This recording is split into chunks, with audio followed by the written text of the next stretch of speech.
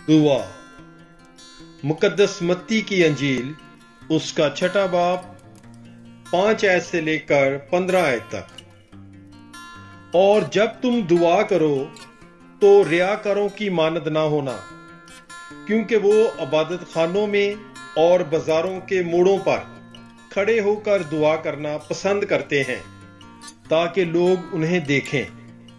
मैं तुमसे सच कहता हूं कि वो अपना अजर पा चुके। लेकिन जब तू दुआ करे तो अपनी कोठरी में जा और दरवाजा बंद करके अपने बाप से पशीदगी में दुआ कर, और तेरा बाप जो पशीदगी में देखता है तुझे बदला देगा। और जब तुम दुआ करते हो तो गैर कौमों के लोगों की मानद बक बक ना करो, क्योंकि वो समझते हैं कि हमारी ज्यादा गोई से हमारी सुनी जाएगी।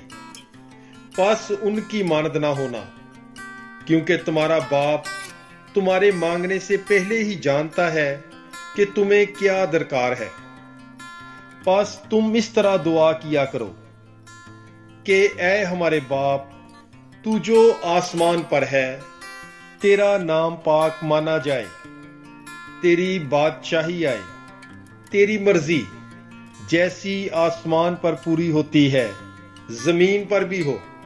हमारे रोजीना की रोटी आज हमें दे, और जिस तरह हम अपने कर्जदारों को बख्शते हैं तू हमारे कर्ज हमें बख्श, और हमें आजमाइश में ना पड़ने दे, बल्कि हमें बुराई से छुड़ा।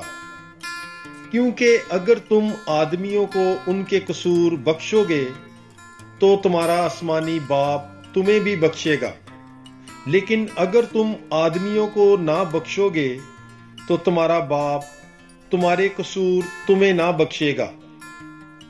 पाकलाम के पढ़े और सुने जाने पर खुदावंद की बरकत हो, खुदा का शुक्र हो। God bless you. Bible is life.